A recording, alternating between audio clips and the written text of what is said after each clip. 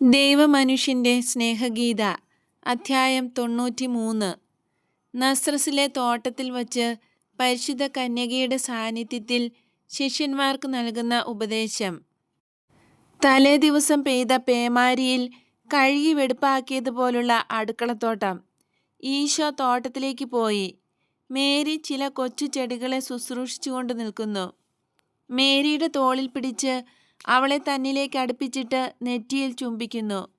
പിന്നീട് അമ്മ കവിളത്ത് ചുംബിക്കുന്നതിനു വേണ്ടി ഈശോ തലകുനിച്ച് നിൽക്കുന്നു. ഈ ചുംബനം ഇത്ര മനോഹരമാക്കുന്നത് ഈശോയുടെ നോട്ടമാണ്. സ്നേഹം നിറഞ്ഞ നോട്ടം, അതേസമയം ഗാംഭീര്യം തുളുമ്പുന്നതും സംരക്ഷണം വാഗ്ദാനം ചെയ്യുന്നതുമായ നോട്ടം. സ്നേഹവും ആദരവും തുളുമ്പുന്നതാണ് മേരിയുടെ നോട്ടം. അവർ ഇങ്ങനെ പരസ്പരം ചുംബിക്കുമ്പോൾ പ്രായം കൂടുതൽ ഈശോയ്ക്കാണെന്ന് തോന്നും. ഒരു പിതാവിൻ്റെ മുമ്പിൽ പിതാവിൽ നിന്ന് അഥവാ ഒരു മൂത്ത സഹോദരനിൽ നിന്ന് രാവിലെ ഉമ്മ വാങ്ങുന്ന ഒരു യുവതിയെ പോലെയാണ് മേരി. ഇന്നലെ വൈകുന്നേരം വീണ ആലിപ്പഴവും രാത്രിയിലത്തെ കാറ്റും അമ്മയുടെ പൂക്കളെയെല്ലാം നശിപ്പിച്ചോ? ഈശോ ചോദിച്ചു. കുഴപ്പമൊന്നും ഉണ്ടായിട്ടില്ല. ശിഖരങ്ങൾ വളഞ്ഞും തിരിഞ്ഞും പോയി, അത്രയേ ഉള്ളൂ. മേരി എന്തെങ്കിലും പറയുന്നതിന് മുമ്പ് പത്രോസ് ഇടയ്ക്ക് കയറി അയാളുടെ പരുപരുത്ത സ്വരത്തിൽ പറഞ്ഞു. ഈശോ നോക്കുമ്പോൾ ചെറിയ ഒരു ഉടുപ്പ് മാത്രം ധരിച്ചു നിൽക്കുന്ന പത്രോസിനെയാണ് കാണുന്നത്. മുകളിലേക്ക് തിരിഞ്ഞു പോയ ഒരു അത്തിവൃക്ഷത്തിൻ്റെ ശിഖരം നേരെയാക്കുകയാണ് അയാൾ. ഇത്ര നേരത്തെ പണി തുടങ്ങിയോ? ഞങ്ങൾ മുക്കുവരാണ്. ഞങ്ങളുടെ ഉറക്കം മീനിൻ്റേതുപോലെയാണ്. ഏത് സമയത്തും ഉറങ്ങും, എവിടെ വച്ചും ഉറങ്ങും. വിശ്രമിക്കാൻ ജനം ഞങ്ങളെ അനുവദിക്കുന്നത്ര നേരത്തേക്ക് ഉറങ്ങൂ. പിന്നെ ഇതൊരു ശീലമാകും. ഇന്ന് രാവിലെ കതക് തുറക്കുന്ന ശബ്ദം കേട്ട് ഞാൻ എന്നോട് തന്നെ പറഞ്ഞു, സീമോൻ, അമ്മ എഴുന്നേറ്റ് കഴിഞ്ഞു. വേഗം പോയി അമ്മയെ സഹായിക്കൂ. നിന്റെ കൈകൾക്ക് കരുത്തുണ്ടല്ലോ. ഞാൻ വിചാരിച്ചു ഇന്നലെ രാത്രിയിൽ കാറ്റത്ത് പൂക്കളൊക്കെ കൊഴിഞ്ഞു പോയോ എന്നോർത്ത് അമ്മ വിഷമിച്ചിരിക്കുന്നുണ്ടാവുമെന്ന്. ഞാൻ വിചാരിച്ചതുപോലെ തന്നെയാണ് സംഭവിച്ചത്. സ്ത്രീകളുടെ സ്വഭാവം എനിക്ക് നല്ലപോലെ അറിയാം. വയലിൽ കിടന്ന് പിടയ്ക്കുന്ന ഒരു മീനിനെ പോലെയാണ് വലിയ കാറ്റൂതുമ്പോൾ എൻ്റെ ഭാര്യ കട്ടിലിൽ കിടന്നുരുളുന്നത്. അവളുടെ ചെടികൾക്ക് എന്തു പറ്റും എന്ന ഭയം. പാവം. ചിലപ്പോൾ ഞാൻ അവളോട് പറയും, നിന്റെ സീമോൻ കായലിൽ കൊടുങ്കാറ്റിൽപ്പെട്ട് വൈക്കോൽ തുരുമ്പ് പോലെ അങ്ങോട്ടും ഇങ്ങോട്ടും അയാളെ കായൽ ഉലയ്ക്കുമ്പോൾ നിനക്ക് ഇത്ര വേവലാതി ഇല്ല. ഇത് നേരല്ല. അവൾ ഒരു നല്ല ഭാര്യയാണ്. അവളുടെ അമ്മ ഒരു നല്ല ഭാര്യ ആയിരിക്കുക ഏതാണ്ട് അസാധ്യമാണ്. പത്രോസേ, നീ മിണ്ടാതിരി. അമ്മായി അമ്മയെപ്പറ്റി ഇവിടെ എന്തിനു പറയുന്നു? പിറുപിറുക്കുന്നത് തെറ്റാണ്. മറ്റുള്ളവരുടെ കുറ്റങ്ങൾ ആരോടും പറയരുതാത്തതാണ്. ഗുരു, അങ്ങയുടെ വാക്കുകൾ എൻ്റെ മരത്തലയ്ക്കുള്ളിലും കയറിക്കഴിഞ്ഞു. ഈശോ ചിരിച്ചുകൊണ്ട് മറുപടി പറഞ്ഞു, എല്ലാം നീ തന്നെയാണ് പറയുന്നത്. ഒരു കർഷകൻ്റെ വിവേകം നീ കാട്ടുന്നു. അത് നോക്കിക്കണ്ട് നിന്നോട് മതിപ്പ് തോന്നാനും നിന്നെ പ്രശംസിക്കാനും മാത്രമേ എനിക്ക് കഴിയൂ. ഇളകിപ്പോയ ചെടികളെല്ലാം നേരെ നിർത്തി കെട്ടിക്കഴിഞ്ഞു. കായ്കളുടെ ഭാരം കൊണ്ട് വളഞ്ഞോടിയാറായി നിൽക്കുന്ന ആ പേരമരത്തിന് അവൻ നല്ല ഒരു ഊന്നുവടി കൊടുത്തു കഴിഞ്ഞു. മാതളനാരകത്തിന് കയറ് കെട്ടി വലിച്ച് അത് നേരെയാക്കി. മേരി പറഞ്ഞു, ആ മാതളനാരകം കണ്ടാൽ ഒരു പ്രീശനാണ് എന്ന് തോന്നും. തനിക്ക് സൗകര്യമുള്ള ഭാഗത്തേക്ക് ചാഞ്ഞു നിൽക്കുന്നു. വള്ളത്തിൽ കെട്ടിയ ഒരു പായ പോലെ ഞാൻ അതിനെ നേരെയാക്കി. ഞാൻ അതിനോട് പറഞ്ഞു, മധ്യഭാഗത്ത് നിൽക്കുന്നതാണ് നല്ലതെന്ന് നിനക്കറിഞ്ഞുകൂടെ? തലയിലൊന്നുമില്ലാത്ത മടയാ, ഇങ്ങു വരൂ, അല്ലെങ്കിൽ ഭാരക്കൂടുതൽ കൊണ്ട് ഒടിഞ്ഞു താഴെ കിടക്കും. ഇപ്പോൾ ഞാൻ ഈ അത്തിമരം ശരിയാക്കുകയാണ്. അതിൽ സ്വാർത്ഥതയുണ്ട്. എല്ലാവർക്കും വിശക്കുമല്ലോ എന്ന് ഞാൻ ഓർത്തു. നല്ല അത്തിപ്പഴം, റൊട്ടി, പിന്നെന്തു വേണം? അന്തിപ്പാസിന് പോലും ഇതിനേക്കാൾ നല്ല ആഹാരം കിട്ടില്ല. ഞാൻ സൂക്ഷിക്കണം. അത്തിമരത്തിൻ്റെ ശിഖരങ്ങൾ ആദ്യത്തെ പ്രേമസൂക്തങ്ങൾ ഉരുവിടുന്ന ഒരു പിഞ്ചു പെൺകുട്ടിയുടെ ഹൃദയത്തേക്കാൾ ലോലമാണ്. എനിക്കാണെങ്കിൽ നല്ല ഭാരവുമുണ്ട്. നല്ല പഴങ്ങൾ അത്രയും ഉച്ചിയിലാണ്. വേനൽക്കാലത്തിൻ്റെ ആദ്യത്തെ ആഴ്ചകളിൽ തന്നെ അവ ഉണങ്ങിക്കഴിഞ്ഞു. അവയ്ക്ക് എന്ത് സ്വാദായിരിക്കും! എടാ പയ്യനെ, നീ അവിടെ വെറുതെ എന്നെയും നോക്കി നിൽക്കാതെ ആ കുട്ട ഇങ്ങെടുക്കൂ, ഒന്ന് ഉത്സാഹിച്ചേ. പണിപ്പുരയിൽ നിന്ന് പുറത്തേക്ക് ജോൺ ഇറങ്ങിയതേ ഉള്ളൂ. പത്രോസ് പറഞ്ഞതുപോലെ കുട്ടയുമായി അവൻ ആ വലിയ അത്തിമരത്തിൽ കയറി. അവർ രണ്ടുപേരും മരത്തിൽ നിന്ന് ഇറങ്ങുമ്പോഴേക്കും സൈമണും ജോസഫും യൂദാസ് കറിയോത്തായും പണിപ്പുരയിൽ നിന്ന് പുറത്തിറങ്ങി. മറ്റുള്ളവരെ എനിക്ക് കാണാൻ കഴിയുന്നില്ല. പുതുതായി ചുട്ടെടുത്ത കുറെ റൊട്ടി മേരി കൊണ്ടുവന്നു. ചെറിയ വട്ടത്തിലുള്ള റൊട്ടി. പത്രോസ് പിച്ചാത്തി കൊണ്ട് റൊട്ടി മുറിച്ച് അകത്ത് പൊട്ടിച്ച അത്തിക്കായ് വയ്ക്കുന്നു. ഈശോയ്ക്കും മേരിക്കും മറ്റുള്ളവർക്കും അയാൾ റൊട്ടിയും അത്തിപ്പഴവും കൊടുക്കുന്നു. നല്ല തണലുള്ള അടുക്കളത്തോട്ടത്തിലിരുന്ന് സ്വാദോടുകൂടി അവരത് ഭക്ഷിക്കുന്നു. രാവിലത്തെ വെയിലത്ത് തോട്ടം അതിമനോഹരമാണ്. തലേദിവസം പെയ്ത മഴയും അന്തരീക്ഷം ശുദ്ധമാക്കാൻ സഹായിച്ചിട്ടുണ്ട്. പത്രോസ് പറഞ്ഞു, ഇന്ന് വെള്ളിയാഴ്ചയാണ്, നാളെയാണ് സാബത്ത്. അത് ഞങ്ങൾക്കെല്ലാം അറിയാം, യൂദാസ് കറിയോത്ത പറഞ്ഞു. ഞാൻ ഉദ്ദേശിക്കുന്നത് എന്താണ് എന്ന് ഗുരുവിനറിയാം. എനിക്കറിയാം. ഇന്ന് വൈകുന്നേരം നമ്മൾ കായൽക്കരയിലെത്തും, നീ വള്ളമിട്ടിരിക്കുന്ന സ്ഥലത്ത്. അവിടെ നിന്ന് നാം കഫർനാമിലേക്ക് വള്ളത്തിൽ പോകും. നാളെ ഞാൻ അവിടെ സംസാരിക്കും. പത്രോസിന് വളരെ സന്തോഷം. തോമസ്, ആൻഡ്രൂ, ജെയിംസ്, ഫിലിപ്പ്, ബർത്തലോമ്യോ, യൂദാസ് തദേവുസ് ഇവർ ഉറങ്ങിയത് വേറെ എവിടെയോ ആയിരിക്കും. അവരെല്ലാം വന്നു ചേർന്നു. അവർ പരസ്പരം അഭിവാദ്യം ചെയ്ത് കുശലം പറയുന്നു. ഈശോ പറഞ്ഞു, നമുക്കെല്ലാവർക്കും ഇവിടെ ഒന്നിച്ച് താമസിക്കാം. ഒരു പുതിയ അനുയായി കൂടി കാണും. അമ്മേ വരൂ. എല്ലാവരും ഇരുന്നു. ചിലർ കല്ലേലും മറ്റു ചിലർ സ്റ്റൂളിലുമാണ് ഇരിക്കുന്നത്. മതിലിനോട് ചേർന്ന് കിടക്കുന്ന ഒരു കല്ല് ബെഞ്ചിൽ ഈശോ ഇരിക്കുന്നു. മറ്റുള്ളവർ ചുറ്റും. മേരി ഈശോയുടെ അടുത്താണിരിക്കുന്നത്. കാൽക്കൽ ജോൺ. നിലത്തിരിക്കാനാണ് അവനിഷ്ടം. അപ്പോൾ ഈശോയുടെ തൊട്ടടുത്തിരിക്കാം.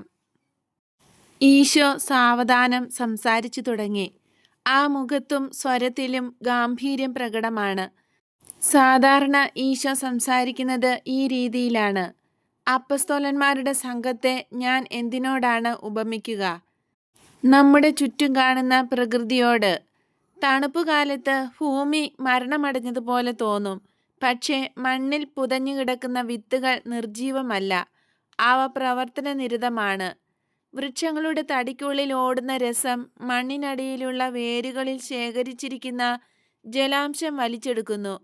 വേരുകളെ ഭൂമിക്കടിയിലുള്ള ശിഖരങ്ങൾ എന്ന് വേണമെങ്കിൽ പറയാം. മരം പൂക്കാൻ കാലമാകുമ്പോൾ ശിഖരങ്ങളിൽ ജലാംശം കുറയാതിരിക്കാൻ വേരുകളിൽ വേണ്ടത്ര അത് ശേഖരിച്ചു വയ്ക്കുന്നു. നിങ്ങൾ മഞ്ഞുകാലത്തെ ഭൂമി പോലെയാണ്. ഒന്നും വിളയാതെ വിജനമായി വിരൂപമായി കിടക്കുന്ന ഭൂമി. എന്നാൽ വിതയ്ക്കുന്നവൻ ഈ പാടത്തുകൂടി നടന്ന് വിത്ത് വിതച്ചു കഴിഞ്ഞു. കിളയ്ക്കുന്നവൻ നിങ്ങളുടെ അടുത്ത് വന്ന് മരത്തിന് ചുറ്റുമുള്ള മണ്ണ് കിളച്ച് ഇളക്കി കഴിഞ്ഞു. ഇവിടെ മണ്ണിളക്കാൻ വളരെ പ്രയാസമാണ്. മരത്തിൻ്റെ തടി പോലെ തന്നെ കഠിനമാണ് മണ്ണ്. മണ്ണിളക്കിയിട്ടാൽ മേഘങ്ങളിൽ നിന്നും വായുവിൽ നിന്നും വേരുകൾക്ക് പോഷകാഹാരം ലഭിക്കും. വേരുകൾക്ക് ഇത് ലഭിച്ചാൽ പിന്നീട് തായ്തടിക്ക് കിട്ടും. മരം കായ്ക്കാൻ ഇത് ആവശ്യമാണ്. ദൈവത്തിനു വേണ്ടിയുള്ള ജോലിയിൽ ഫലം പുറപ്പെടുവിക്കുവാൻ നിങ്ങൾ തയ്യാറായതുകൊണ്ട് നിങ്ങളിൽ വിത്ത് വിതച്ച് നിങ്ങളെ കിളച്ചു മറിച്ചു. അപ്പസ്തോലന്മാരെ പരിശീലിപ്പിച്ചെടുക്കുന്നത് മരങ്ങളെ വളച്ച് ഓടിക്കാൻ പോകുന്ന കൊടുങ്കാറ്റ് പോലെയാണ്. ലക്ഷ്യബോധമില്ലാത്ത അക്രമം പോലെ തോന്നും. വെറുതെ ശക്തി പ്രകടിപ്പിക്കുന്നതാണോ എന്ന് തോന്നും. എന്നാൽ ഇന്നലത്തെ കൊടുങ്കാറ്റ് എന്തുമാത്രം ഉപകാരം ചെയ്തു എന്ന് നോക്കുവിൻ. വായു കുറെ കൂടി ശുദ്ധമായി. അന്തരീക്ഷത്തിൽ കുറെ കൂടി കുളിർമയുണ്ട്. പൊടി അടങ്ങി. ഉഷ്ണം ശമിച്ചു. ഇന്നലെ പ്രകാശിച്ച സൂര്യൻ തന്നെയാണ് ഇന്നും ആകാശത്ത് ജ്വലിച്ചു നിൽക്കുന്നത്. പക്ഷേ ഇന്ന് നമുക്ക് ഇന്നലത്തെ അത്ര ചൂട് തോന്നുന്നില്ല. ഇന്നലത്തെ ചൂട് നല്ല പനിയുള്ളപ്പോൾ തോന്നുന്ന ചൂടായിരുന്നു. ഇന്ന് വായുമണ്ഡലം ശുദ്ധമാണ്. മഴ പെയ്തതിൻ്റെ കുളിർമയുണ്ട്. മനുഷ്യരെ പോലെ തന്നെ ചെടികൾക്കും വൃക്ഷങ്ങൾക്കും ആശ്വാസമായി. ശുചിത്വവും ശാന്തിയും എല്ലാ വസ്തുക്കളെയും സന്തുഷ്ടരാക്കുന്നു. മാത്രവുമല്ല, താരതമ്യപ്പെടുത്തൽ ആശയങ്ങൾ കൂടുതൽ സ്ഫുടമാക്കുന്നതിനും അറിവ് കൂടുതൽ സൂക്ഷ്മമാക്കുന്നതിനും സഹായിക്കുന്നു.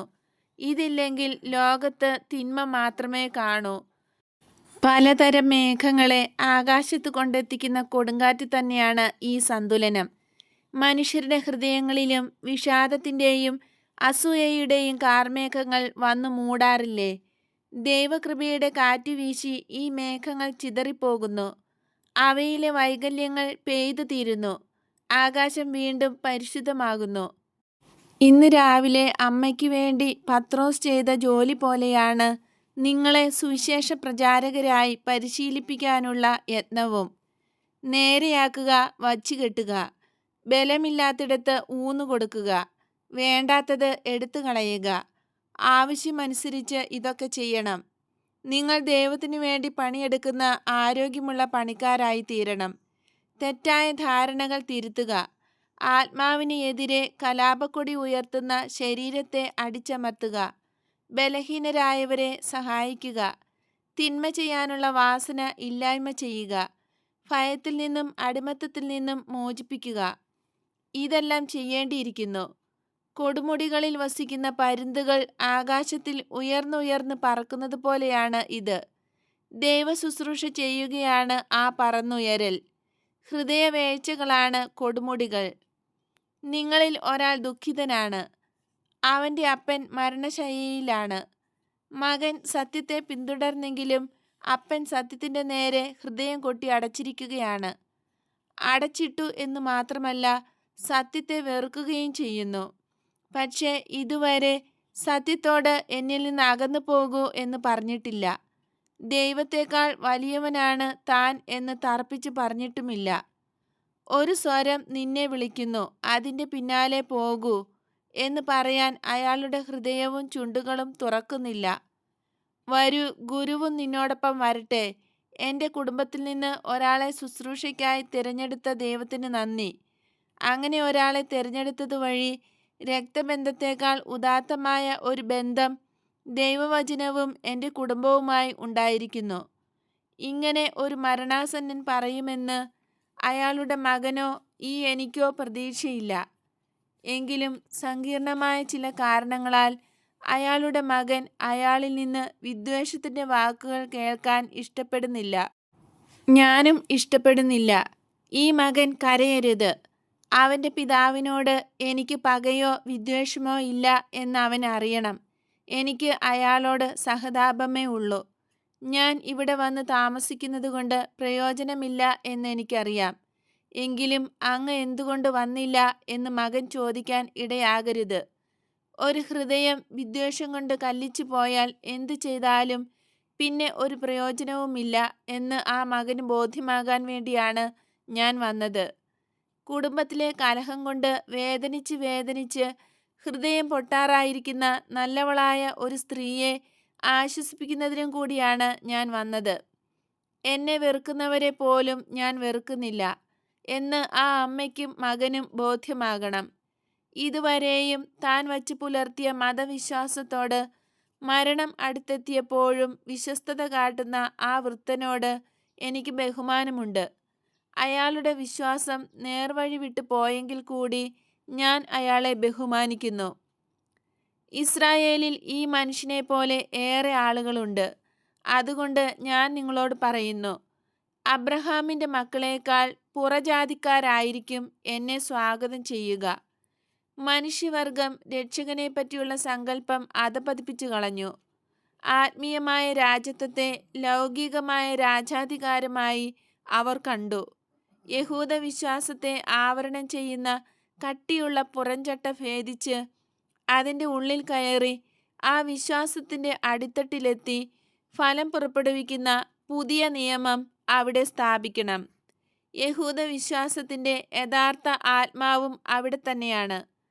സീനാമലയിലെ ശിലയിലെഴുതിയ നിയമങ്ങളുടെ പാരമ്പര്യത്തിൽ വളർന്ന ഇസ്രായേൽ വിചിത്രമായ ഒരു കനി പോലെയാണ്. നാരുകൾ കൊണ്ടുള്ള ഉള്ള്, ഒന്നുകൊണ്ടും ഉടയാത്ത പുറന്തോട്. ഉള്ളിലെ മുളയ്ക്ക് ഒരു തരത്തിലും പുറത്തേക്ക് വരാൻ നിവൃത്തിയില്ല. അതുകൊണ്ട് വിശ്വാസത്തിൻ്റെ ഒരു പുതിയ ചെടി നട്ടുവളർത്താൻ സമയമായി എന്ന് നിത്യപിതാവ് കരുതുന്നു. ത്രിത്വൈക ദൈവത്തിലുള്ള വിശ്വാസമാണ് ഈ ചെടിയുടെ മുള. ദൈവഹിതം നിറവേറ്റുന്നതിനും യഹൂദ വിശ്വാസം ക്രൈസ്തവ വിശ്വാസമായി മാറ്റുന്നതിനും പ്രമാണശിലകൾ വരെയും ഞാൻ തുളച്ചു കയറേണ്ടിയിരിക്കുന്നു. എൻ്റെ സ്നേഹം കൊണ്ട് ചൂട് പിടിച്ച് ആ കനി വികസിക്കണം, മുളച്ച് വളരണം. ക്രൈസ്തവ വിശ്വാസമാകുന്ന മഹാവൃക്ഷമായി അത് വളരണം. പരിപൂർണവും നിത്യവും ദൈവികവുമായ ഒരു മതമായിരിക്കും അത്. ഞാൻ സത്യമായി നിങ്ങളോട് പറയുന്നു, യഹൂദ വിശ്വാസികളിൽ 100 ഈ പുതിയ വിശ്വാസം സ്വീകരിക്കുകയുള്ളൂ. 100 മറ്റുള്ളവരുടെ ഹൃദയം തുളയ്ക്കപ്പെടാതെ തന്നെ ഇരിക്കും. അതുകൊണ്ട് എന്നെ വേണ്ടാത്ത ഈ ഇസ്രായേൽക്കാരനെ ശപിക്കപ്പെട്ടവനായി ഞാൻ കരുതുന്നില്ല. അയാളുടെ മകനെ എനിക്ക് തരാത്തതിന് അയാളെ കുറ്റപ്പെടുത്തുന്നില്ല. അതുകൊണ്ടാണ് ഞാൻ മകനോട് പറയുന്നത്, നീ കരയരുത്. നിന്നെ ജനിപ്പിച്ച മാംസവും രക്തവും നിന്നെ ഉപേക്ഷിച്ചല്ലോ എന്നോർത്ത് മാംസരക്തങ്ങൾ വേദനിക്കും. എങ്കിലും കരയരുത്. ആത്മാവിനെ ഓർത്തു പോലും കരയരുത്. നിന്റെ വേദന നിന്റെ പിതാവിനും നിനക്കും നന്മ ചെയ്യും. സത്യത്തെ മനസ്സിലാക്കാനും കാണാനും കഴിയാത്ത നിന്റെ പിതാവിനെ അത് തുണയ്ക്കും. ഞാൻ നിന്നോട് ഒരു കാര്യം കൂടി പറയുന്നു. സ്വന്തം പിതാവിനേക്കാൾ ദൈവത്തെ സ്നേഹിച്ച നിനക്ക് കുറ്റബോധം വേണ്ട. ഞാൻ നിങ്ങളെല്ലാവരോടും പറയുന്നു, അപ്പനേക്കാളും അമ്മയേക്കാളും സഹോദരന്മാരെക്കാളും വലുതാണ് ദൈവം. മാനുഷികമായ രീതിയിൽ വ്യക്തിബന്ധങ്ങൾ മെച്ചപ്പെടുത്താനല്ല ഞാൻ വന്നിരിക്കുന്നത്. അരൂപിയിൽ ദൈവികമായി മനുഷ്യരെ ഒന്നിപ്പിക്കാനാണ് ഞാൻ ആഗ്രഹിക്കുന്നത്. അതുകൊണ്ട് മാംസത്തിൻ്റെയും രക്തത്തിൻ്റെയും അടിസ്ഥാനത്തിലുള്ള ബന്ധങ്ങൾ വിടർത്തിയിട്ട് വേണം ആത്മാക്കളെ എന്നോട് ഒന്നിപ്പിക്കുവാൻ. അങ്ങനെയുള്ള ആത്മാക്കൾ ഈ ഭൂമിയിലാണെങ്കിൽ കൂടി സ്വർഗത്തിന് അനുയോജ്യരാണ്. ലൗകിക ബന്ധങ്ങൾ ഛേദിച്ചെങ്കിലേ സ്വർഗത്തിൻ്റെ ദാസന്മാരാകാൻ കഴിയൂ. അതുകൊണ്ട് ബലവാന്മാരെ വിളിക്കുവാനാണ് ഞാൻ വന്നിരിക്കുന്നത്. ഞാൻ അവരെ കൂടുതൽ ബലമുള്ളവരാക്കും. എൻ്റെ സൈന്യത്തിൽ ഉള്ളവരെല്ലാം ബലവാന്മാരായിരിക്കണം. സഹോദരന്മാരോടുള്ള പെരുമാറ്റത്തിൽ സൗമ്യതയും തങ്ങളുടെ അഹന്തയും സ്വാർത്ഥതയെയും അതിൻ്റെ പിറകിലുള്ള കുടുംബ മാഹാത്മ്യത്തെയും ചെറുത്തു തോൽപ്പിക്കുന്നതിൽ ശക്തിയും പ്രകടമാക്കുന്നവരാണ് എൻ്റെ സൈനികർ. സഹോദര, കരയരുത്. നീ സഹിക്കുന്ന ഈ വേദന നിന്റെ പിതാവിനെയും സഹോദരന്മാരെയും ദൈവത്തിരുമുമ്പിൽ സ്വീകാര്യമാക്കുന്നതിന് നിന്റെ വാക്കുകളേക്കാൾ മാത്രമല്ല, എൻ്റെ വാക്കുകളേക്കാളും ശക്തമാണ്. മുൻവിധികൾ കൽമതിലുകൾ ഉയർത്തിയിട്ടുള്ളിടത്ത് വാക്കുകൾ കടന്നു ചെല്ലില്ല. ദൈവാനുഗ്രഹത്തിന് കടന്നു ചെല്ലാം. പരിത്യാഗ പ്രവൃത്തികൾ ദൈവാനുഗ്രഹത്തെ വിളിച്ചു വരുത്തുന്നു. ഞാൻ ഒരാളെ എൻ്റെ ശിഷ്യനാകാൻ വിളിക്കുമ്പോൾ അയാൾ ആ വിളി കേൾക്കണം. അതിൽ കവിഞ്ഞ് ഒരു അനുസരണ ഇല്ല എന്ന് സത്യമായും ഞാൻ നിങ്ങളോട് പറയുന്നു. നാം ദൈവത്തിൻ്റെ പക്കലേക്ക് പോകുന്നതോ മറ്റുള്ളവരിൽ എന്ത് പ്രതികരണമുണ്ടാക്കും, എത്ര വലിയ പ്രത്യാഘാതമുണ്ടാക്കും എന്നാലോചിക്കാതെ വിളി കേൾക്കണം. പിതാവിൻ്റെ മൃതദേഹം സംസ്കരിക്കാൻ പോലും അവൻ നിൽക്കരുത്. അവൻ്റെ ധീരതയ്ക്ക് പ്രതിഫലം ലഭിക്കും. അവന് മാത്രമല്ല, അവൻ ആരെയാണോ വിട്ടുപോരുന്നത്, ആരെ ഓർത്താണോ അവൻ്റെ ഹൃദയം തകരുന്നത്, ആരുടെ വാക്കുകളാണോ മുഖത്ത് ആഞ്ഞടിക്കുന്നതിനേക്കാൾ അവനെ വേദനിപ്പിക്കുന്നത്, അവർക്കും പ്രതിഫലം ലഭിക്കും. നിങ്ങളെ നന്ദിയില്ലാത്ത മക്കളെന്നും അനുസരണയില്ലാത്തവരെന്നും പറഞ്ഞ് അവർ ശപിച്ചേക്കാം. അത് അവരുടെ സ്വാർത്ഥത കൊണ്ടാണ്. നിങ്ങൾ അനുസരണയില്ലാത്തവരല്ല, നിഷേധികളല്ല, പുണ്യവാന്മാരാണ്. വിളിക്കപ്പെട്ടവരുടെ ഏറ്റവും വലിയ ശത്രുക്കൾ അവരുടെ ബന്ധുക്കളാണ്. സ്നേഹവും സ്വാർത്ഥതയും വേർതിരിച്ചറിയാൻ നമുക്ക് കഴിയണം. ആധ്യാത്മികമായി സ്നേഹിക്കാൻ പഠിക്കണം. ആത്മീയ ഗുരുവിനെ ഗുരുവിൻ്റെ ദാസന്മാരെ സ്നേഹിക്കുന്നതിനേക്കാൾ കൂടുതൽ സ്നേഹിക്കണം. നമ്മുടെ ബന്ധുക്കളെ ദൈവത്തിൽ സ്നേഹിക്കണം, എന്നാൽ ദൈവത്തേക്കാൾ കൂടുതൽ സ്നേഹിക്കരുത്. ഈശോ നിശബ്ദനായി കുറേ നേരം ഇരുന്നു. മെല്ലെ എഴുന്നേറ്റ് തൻ്റെ സഹോദരൻ്റെ അടുത്ത് ചെന്നു. അവൻ തല കുനിച്ചിരിക്കുകയാണ്. കരയാതിരിക്കാൻ ഏറെ പാടുപെടുന്നുണ്ട്. ഈശോ അവനെ തലോടിക്കൊണ്ട് പറഞ്ഞു, യൂദാസേ, എൻ്റെ ദൗത്യം നിർവഹിക്കുന്നതിന് ഞാൻ എൻ്റെ അമ്മയെ ഉപേക്ഷിച്ചു. നിന്റെ പെരുമാറ്റത്തിൽ മനസാക്ഷിക്ക് നിരക്കാത്തതായി ഒന്നുമില്ല എന്ന് എൻ്റെ മാതൃക നിന്നെ ബോധ്യമാക്കണം. എൻ്റെ അമ്മയ്ക്ക് ഞാനല്ലാതെ ആരുമില്ല. എങ്കിലും ഞാൻ അമ്മയെ വിട്ടുപോയി. ഇത് ഒരു സൽകൃത്യമല്ലെങ്കിൽ ഞാൻ ഇത് ചെയ്യുമായിരുന്നോ? യൂദാസ് ഈശോയുടെ കരം മുഖത്ത് ചേർത്തു തലയാട്ടി. പക്ഷേ ഒന്നും സംസാരിക്കാൻ അയാൾക്ക് കഴിയുന്നില്ല. നമുക്ക് രണ്ടുപേർക്കും തനിച്ചു പോകാം, കൊച്ചുകുട്ടികളായിരുന്നപ്പോൾ നാം ചെയ്തിരുന്നത് പോലെ. അന്ന് അൽഫേയൂസ് പറഞ്ഞിരുന്നത് എന്നേക്കാൾ വിവരമുള്ള ഒരു പയ്യൻ നസറസിൽ ഇല്ല എന്നായിരുന്നു. നമുക്ക് മനോഹരമായ ഈ മുന്തിരിക്കുലകൾ അൽഫേയൂസിന് കൊണ്ടുപോയി കൊടുക്കാം. ഞാൻ അയാളെ അന്വേഷിക്കുന്നുണ്ട്.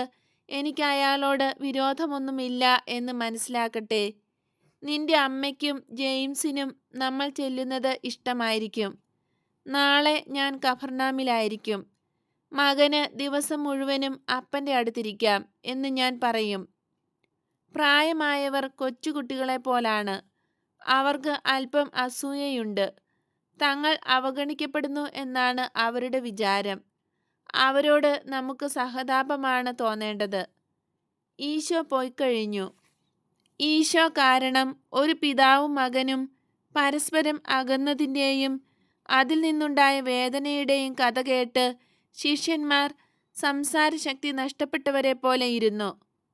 മേരി ഈശോയോടു കൂടി വാതിൽക്കൽ വരെ പോയിട്ട് ദുഃഖിച്ച് നെടുവീർപ്പിട്ടുകൊണ്ട് മടങ്ങി വന്നു. ദർശനം ഇവിടെ അവസാനിക്കുന്നു.